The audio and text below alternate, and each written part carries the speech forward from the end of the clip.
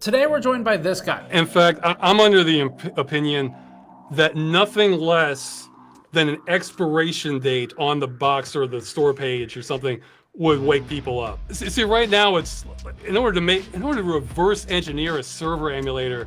I mean, I feel like the people who do that are like Einstein's in a straitjacket trying to get themselves out to write an equation. I mean, it's just so hostile for trying to do it. But if they had all this documentation about how the networking protocols work, and that would go a long way. Ross Scott of Accursed Farms, who's spearheading the Stop Killing Games initiative, which aims to protect consumers' rights to play video games even after a publisher decides to stop supporting it. The point being that once you've spent money on something, you should have some level of ownership or expectancy that you'll be able to use that thing that you bought.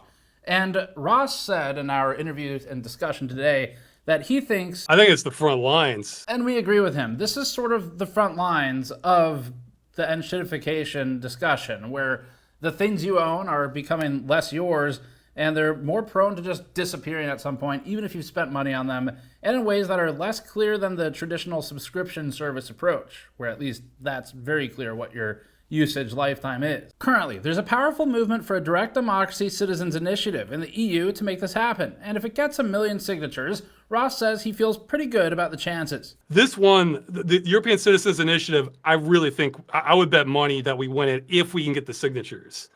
Because, again, everything's kind of aligned for this. And for anyone who's not in the EU, like, USA or Canada, I think if this passed, I think it's incredibly likely you would all get the benefits downstream. And we'll link that form below. There's also an action in the UK that requires 100,000 signatures, also linked below for those of you in the UK. And today we're talking with Ross about the current status of Stop Killing Games, what happens next, what happens if the 1 million signatures are achieved, and hopefully they are. It's possible right now. If enough people get involved, it actually can happen. And he also talks about why he thinks this is a potential proving grounds for things like ownership of digitally made content and products, and what happens next. And we'll also talk about how you can help the most effectively by speaking with Ross about what those options are. Let's get into it. This GNCA video is brought to you by us and our honeypot t-shirts for charity. The honeypot t-shirt features a custom foil design with a smashed shiny honeypot on the front, with the back featuring a GN logo with a bee flying away. Each shirt also comes with a trading card, ready to be played with its mechanics that grant treasure tokens to an opponent and then immediately take them back, including my own flavor text that I've written at the bottom. We're donating the profit from this shirt order to archive.org for its preservation of media and websites, the Cramden Institute for its e-waste recycling and its PC refurbishing and distribution programs, and the Public Interest Research Group for its support of consumer rights and warranty rights. Head over to store.gamersnexus.net to grab one today. And now we'll get straight to the interview. And remember, the links to those forms below, those are not the typical type of petition that goes nowhere and does nothing. These are actual legal processes in the UK and in the EU, and your signatures can actually help. But let's get to the discussion. What's kind of the elevator pitch, top level, and then we'll branch into some of the technicals. Most video games, you pay for them, bring them home, play them, and it's yours, effectively. There's rights issues, but if you bought a game, geez, I think even as far back as the 70s for like Atari or something, if you kept the equipment in good shape, it still works, And even online multiplayer, especially like around 90s, where if you could connect to an IP address or IPX or something, if you didn't change things, they can still work. And obviously, most people did change things, but there's all sorts of support for that from the community. But so the industry has been kind of normalizing where you buy the game the same way as previous ones, you keep it, and then just at an undisclosed time period, they turn the server off, and because you have to connect to the publisher, the game's bricked. You can never run it again. And they keep your money, though. So it's not like a service where, well, a few games are, like World of Warcraft or Final Fantasy XIV, where they tell you exactly when your access ends. You pay for a month or pay for 6 months. Okay, and that's kind of, I want to say until about 2004, pretty much every single video game made was one of those two categories. Either you're told how long it lasts, or you get to keep it and run it indefinitely. And this practice where they take away the ownership, or effective ownership, I guess, it's driven me up the wall because that's led to more games effectively destroyed that you can never run again than any other practice. I mean, there's all sorts of obscure, games for, Commodore, or mentioned Atari, that we've managed to preserve them one way or another. But meanwhile, there's this black hole of games starting from, the mid 2000s up until now. And it's only getting worse. And the thing about this is, unfortunately, in the US, this is pretty locked down legally. But in many other countries, especially the EU and Australia, this was never really tested legally. Companies just did it, and nobody really stopped them. And the laws were never really written for this kind of situation. I think because it's about video games, it's easier for people to be dismissive of some of the concerns, especially if they're not really attached to games the same way. And I think the best kind of way I have to reframe why it's important is this is kind of an extension of you'll own nothing, and you'll be happy. I think it's the front lines. Yeah. Like you mentioned, a lot of, lawmakers or important people in general, you're right. They don't really, usually the only time video games come up are either whether Violence. Targeting stuff to children that they're worried about, or gambling, where it might be running. That's pretty much it. So, I mean, I can understand that this does get passed over, but no, that is a theory I've heard, that this could be kind of testing grounds to see what people will tolerate. I think the best real world example of what's happening in video games would be printers, where, you bought a printer, it works, but because the driver to connect to the server doesn't work, okay, now it's bricked and doesn't work, even though it's DRM for printers. Yeah, exactly. There's several cases of that. I think printers are the closest real world object equivalent of what's going on. I guess if you could briefly describe what point are you at in the process for Stop Killing Games, because this is an initiative where you're actually trying to go through the legal system to get something done. Oh, yeah. We've done a lot of stuff because I tried to attack on all cylinders on this. So we did this in two basic ways. One was there was a perfect test case for this, a game called The Crew by Ubisoft, where they shut it down, and it just checked off every box for this being a good case for consumer agencies to look at.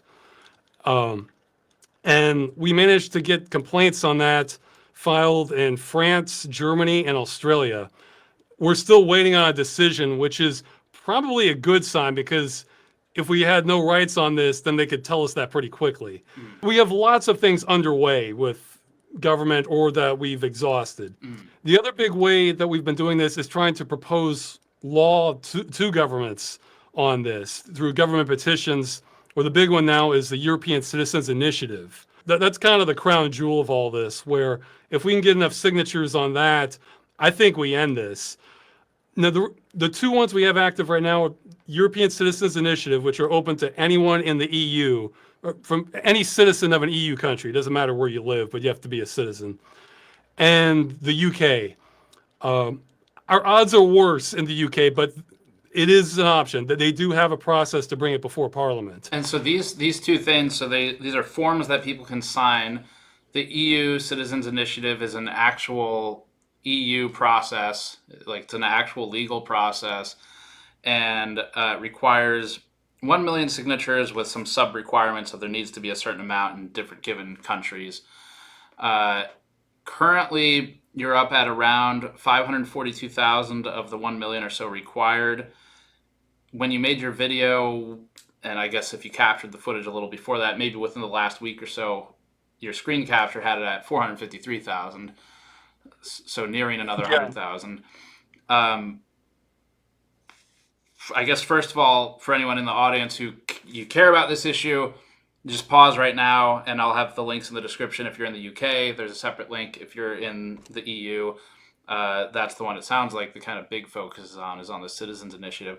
But I was looking into it, and there's sort of Wikipedia lists 6 cases that have kind of gone through this process. There's some really serious things on this. Right to water, which I think the name's pretty self-explanatory.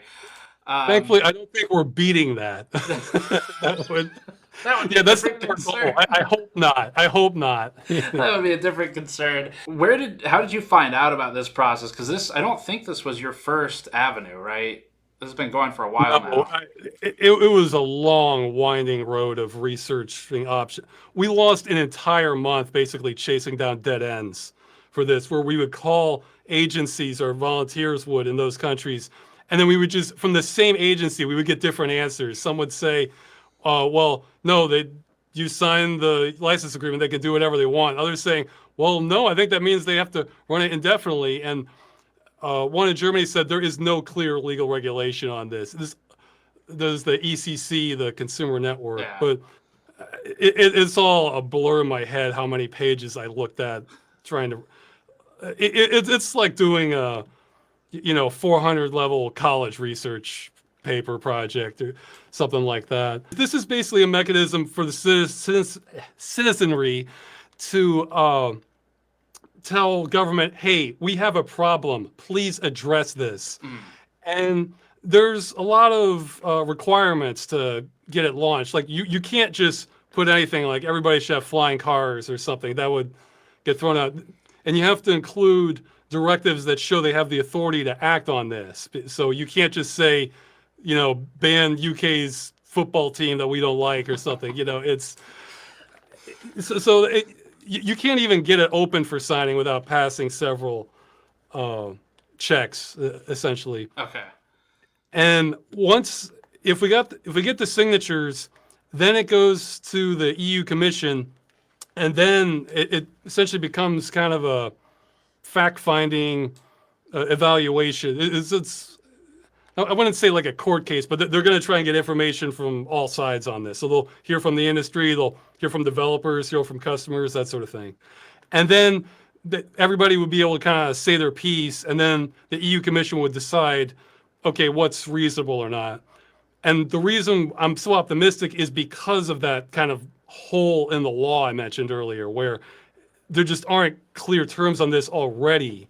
So if we're coming in just asking for basic consumer rights that are in line with all kinds of other products, I think we would either win, or this would just look really bad for a lot of politicians in a international news level that they wouldn't want. You've somewhat, I don't know if I don't want to attribute the wrong phrase to it, but I feel like you have maybe like a half joke slide about being an easy win, easy political victory for politicians. Yeah, because from the politician standpoint, okay, politicians like to get things passed, so they can, have a victory lap, but they don't want things that are like really controversial or going to give them a lot of heat, or in trouble with their constituency.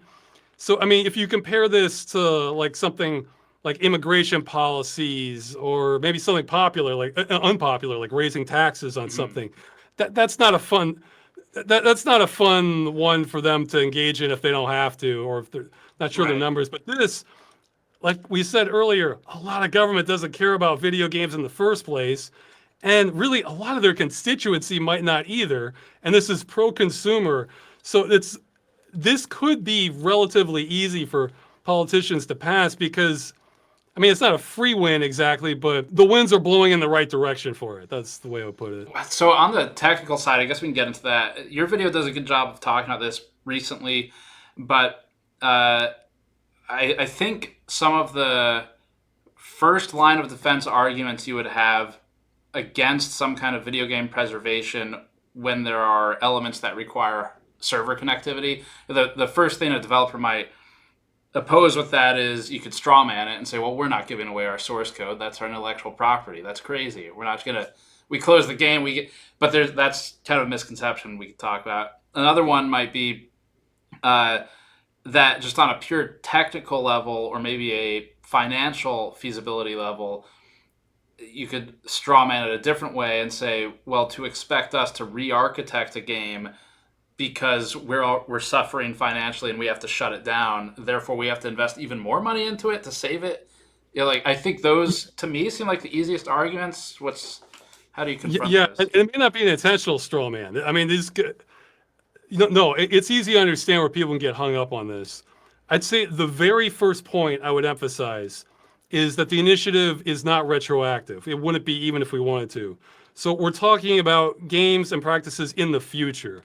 I think even if this passed, I think a really fast implementation would probably be 2 years minimum. But it could probably be longer than that.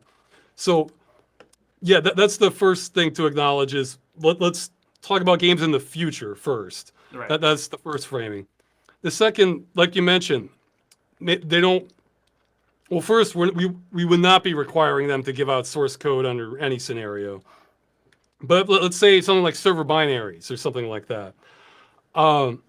See, for a lot of games right now, if they were never designed for something like this, it could be they don't have the rights from the company that they're using the middleware from, or have some microservice connected to that they can't legally give this out even if they wanted to because of existing deals.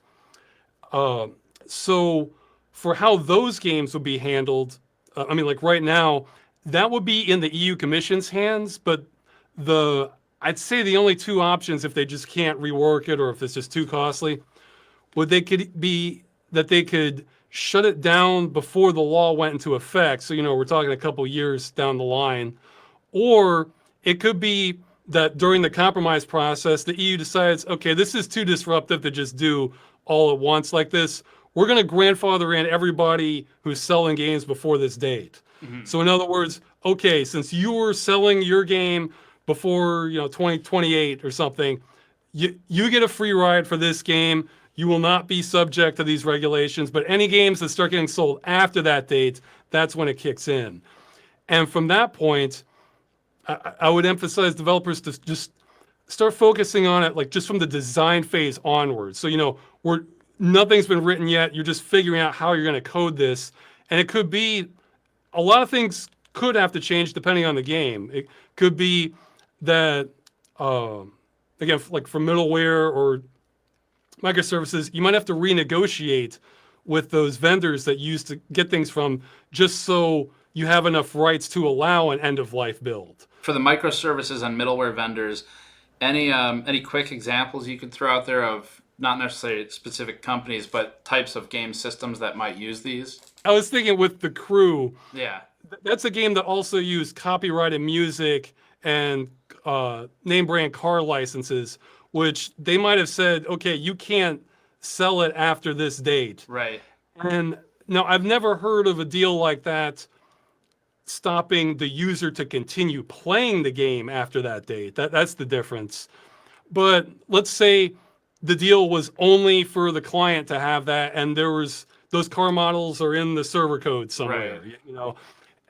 That deal was never made, so they can't do it. So, but in the future, if you want to make a new car game and you're negotiating with Porsche or something, then they would know that, if they want to sell this game in the EU, which has 450 million people in it, we have to allow, we have to add an extra little clause that, okay, we can release server software that contains the model at end of life, even if we can't sell the game past that point. Right.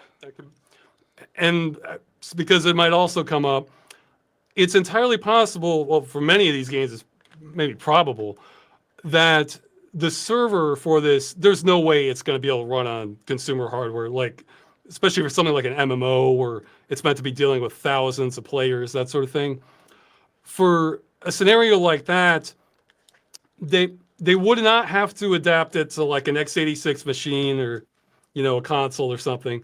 But what they would have to do is release some version of the server software. It could be stripped down, like maybe it cuts out stuff like, accounting information on all the accounts and stuff, and then they just disclose to customers, okay, if you want, here's the software, but it's going to require a Graviton 3 processor. Right. If you want to run this. Good luck figuring it out. You're on your own, Yeah, go get your own AWS instance or whatever. Yeah. Exactly. It's the goal here is it doesn't have to be easy. It has to not be impossible. That's right. the kind I like of that. By your vision of it, do you think that the law would kind of explicitly lay out a few options for developers for how they can keep the games quote reasonably playable, or is it kind of up to the I kind developer? of, it's hard to say. It depends how hands-on the EU wanted to get.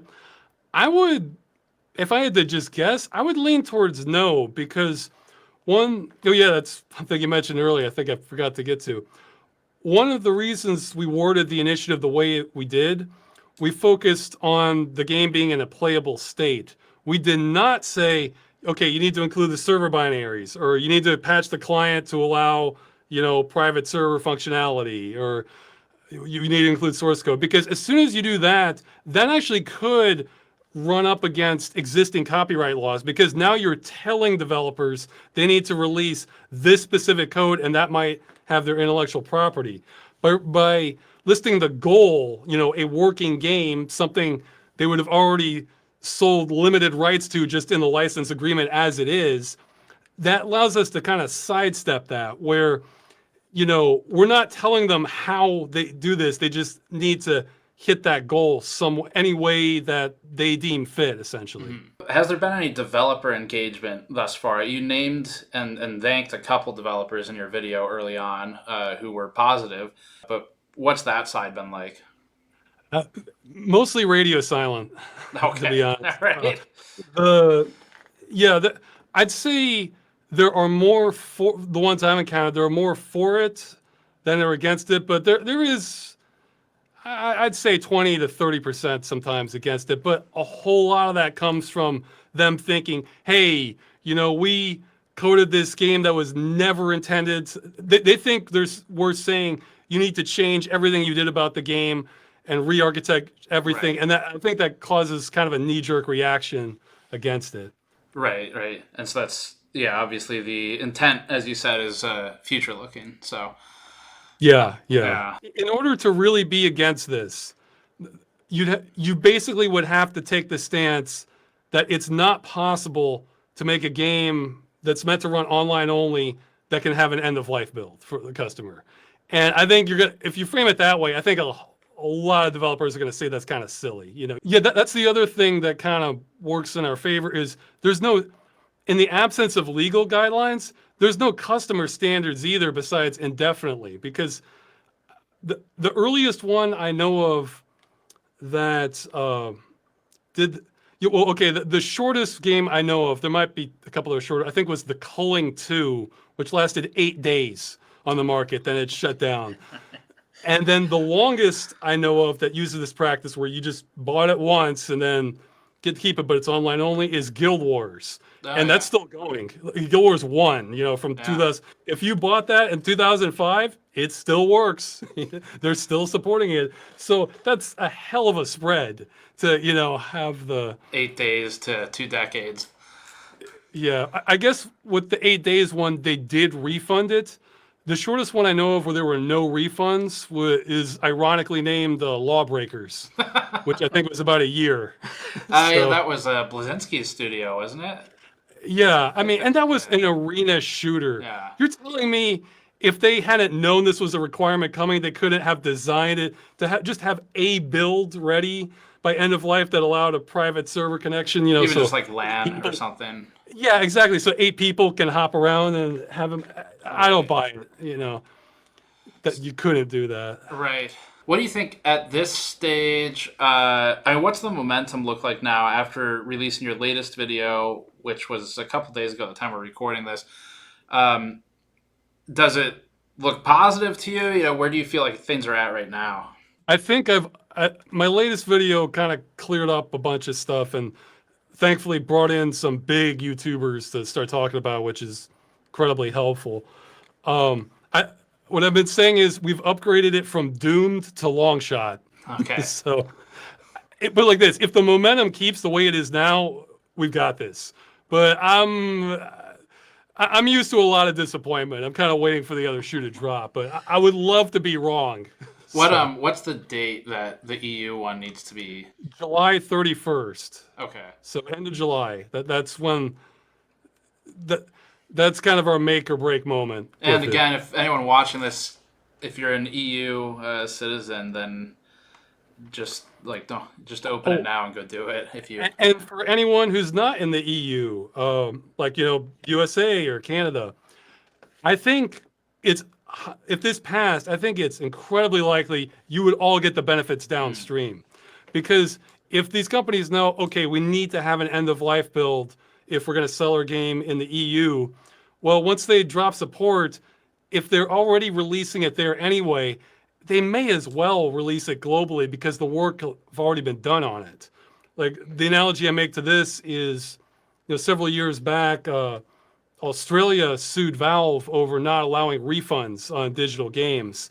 Valve lost, so afterwards, rather than just allowing Australians to have refunds, they just made that the policy globally because they decided it just wasn't worth it going through this country by country on it, and just to bite the bullet and just get it over with.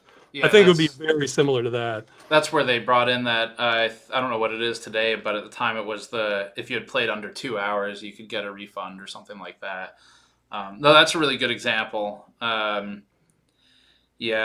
think also, even if the publisher doesn't want to make it available readily for the US market or wherever else, I would think chances are if there's something released for the EU market, it'll kind of work its way out, like where... Yeah, I'm thinking of that Jurassic Park quote of life finds a way. Yeah. Yeah, it would find its way through. So if this Citizens Initiative goes through, what would be the next... If you get the 1 million signatures, what's the next thing that happens? The next thing that happens is the organizers, the official ones. Yeah, I'm actually not eligible to be an official part of this, even though I've been promoting the hell out of it. The organizers are actual EU citizens. They would go to Brussels and then discuss it with the EU Commission.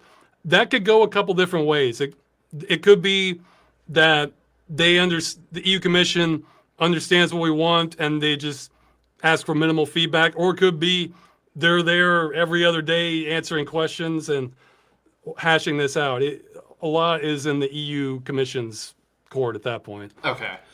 And then what about the form that you have for sign up for the UK? What is that one? Okay, the UK, I'll try to do this one quickly. This one's been a bigger mess than any other because we initially launched this last year, and in the middle of it, Parliament got dissolved, which means the whole thing closed early.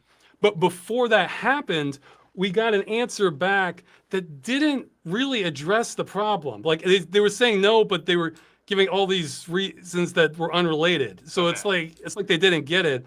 And that ended up being so bad, the petition committee actually sent a letter back to the it was culture, I forget the Department of Culture, Media, something like that, back to them saying, this answer isn't sufficient. Can you please try again? Which apparently is really rare for that to happen. So it's so bad, it got the petition committee involved, and then everything shut down.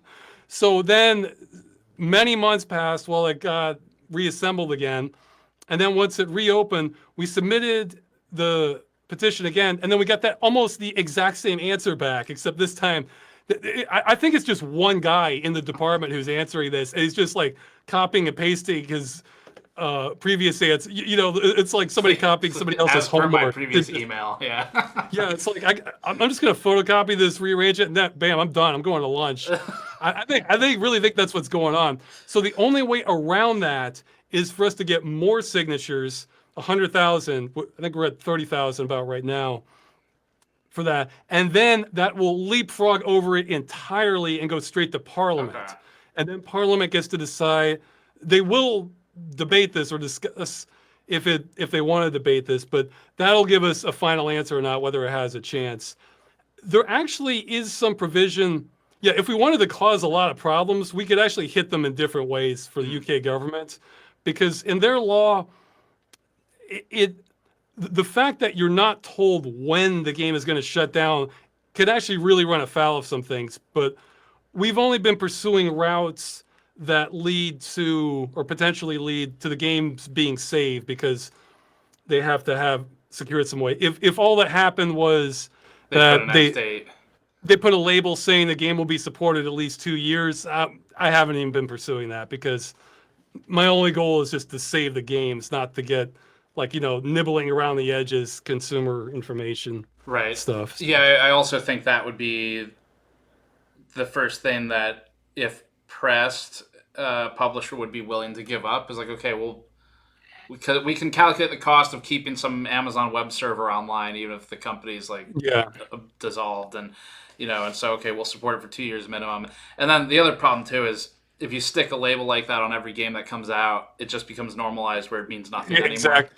Yeah. In fact, I'm under the opinion that nothing less than an expiration date on the box or the store page or something would wake people up. I think anything else, they would just wouldn't really think about it.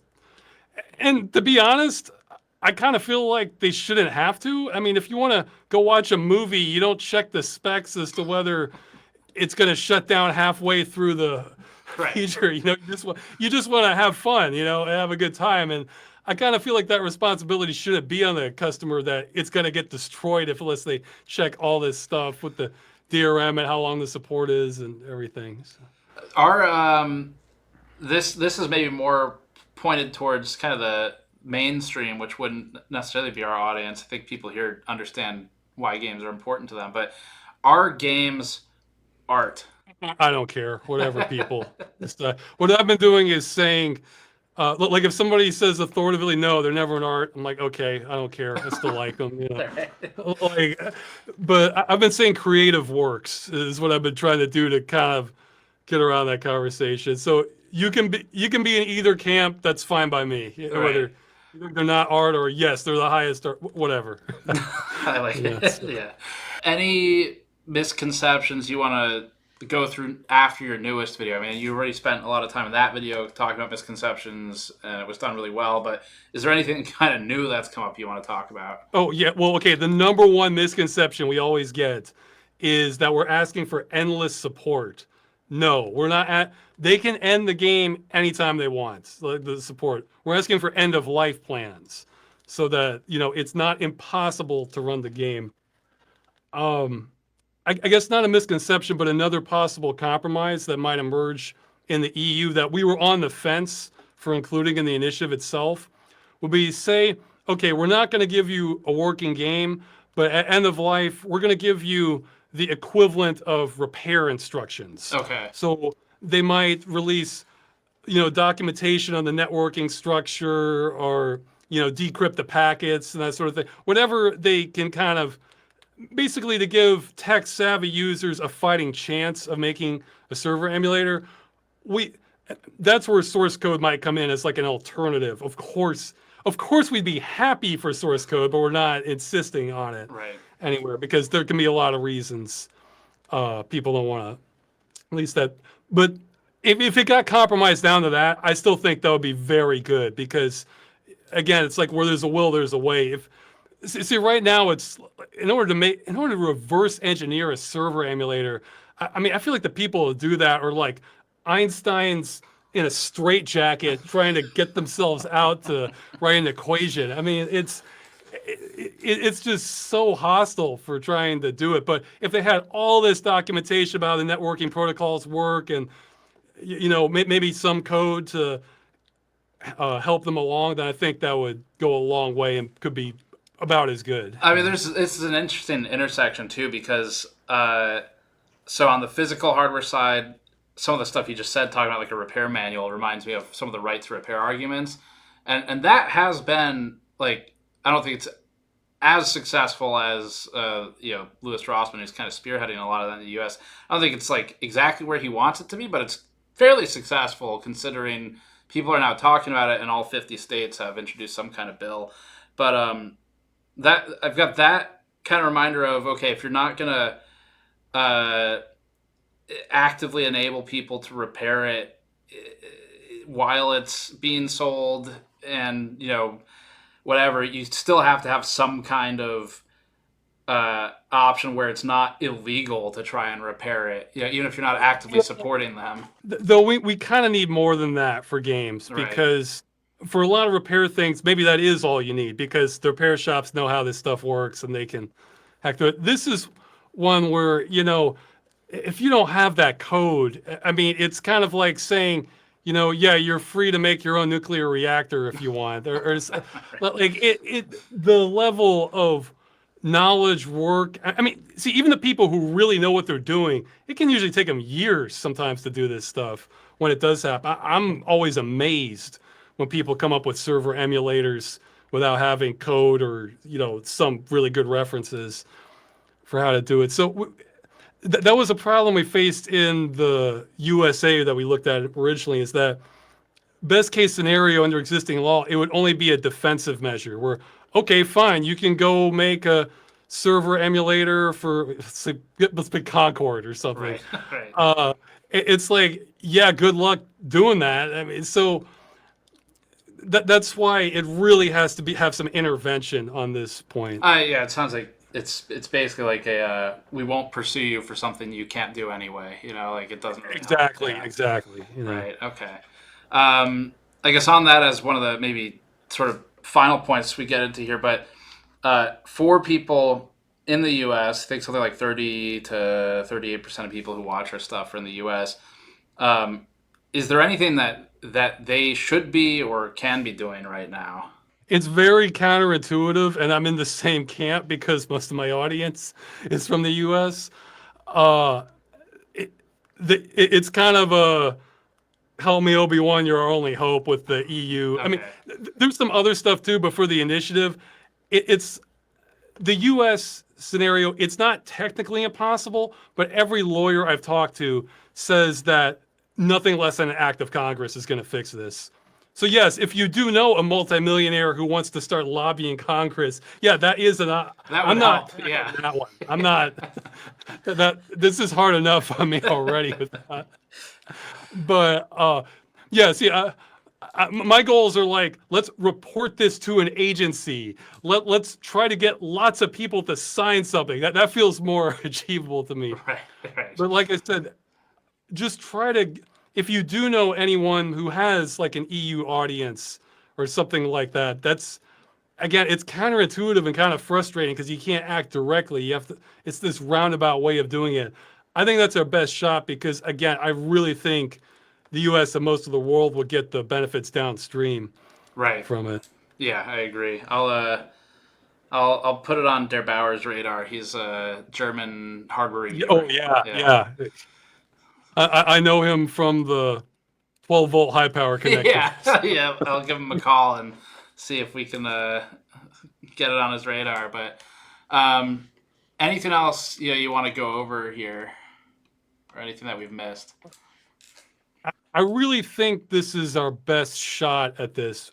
I guess the other thing is, all these decisions, all this other action we did, that's kind of underway in the government agencies, or I give all of that stuff coin toss odds. I really have no idea how it's going to play out. This one, the European Citizens Initiative, I really think, I would bet money that we win it if we can get the signatures. Because, again, everything's kind of aligned for this to have reasonable things. And if this passes, I mean, that's, how many games in the future are you saving? Because I think hundreds, just the longer you go on.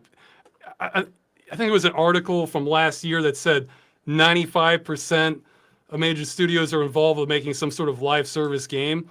And the thing is, live service does not have to be synonymous with you can never play it again later. Right. It's just that the industry hasn't had to do anything about it, so they don't.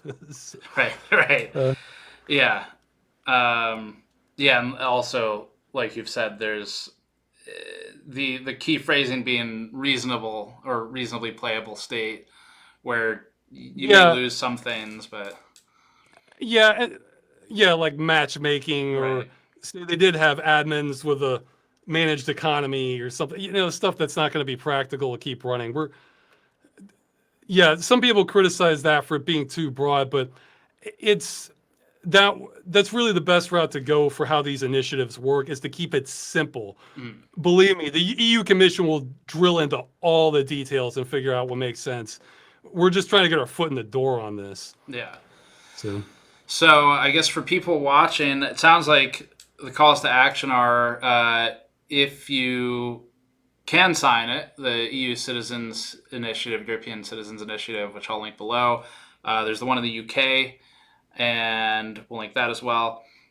Requires fewer signatures, but I guess the challenge is that they're all in one. They all have to be UK residents or citizens. Right. And then for additional information, you've got your own videos on Accursed Farms. If you have lots of questions, like real specific stuff, I did one video, giant FAQ, talking about the initiative, where I answered almost 40 questions to just, and it's timestamped, so you can just jump to which one. I'd say there's a 95% chance I answered whatever your question is in that video. Is your plan to get back to the video game content? Oh God, yes. After I never wanted to do this. It just drove me insane that seeing them destroyed and the problem getting worse. Look, after July, I'm done. I mean, I've done everything I could have on this. So I totally want to get back to. Most of my channel is just kind of fun game-related comedy stuff or weird videos, and 100% want to get back to that. Yeah. So. Yeah, I don't think anyone can blame you at this point. It's. I feel like I drew the short straw. Is how it feels. So, well, we're back to the help us Obi-Wan. You're our only hope, and it's. Well, at this point, viewers. That's most of what the last video said. Is that if you're just depending on me, then you're in trouble. Right. I need more help on this. Right. So. Hopefully, the message gets out. Yeah, I mean, I appreciate all the time, and then we'll link everything below for people. So thanks for joining. Thanks for having me.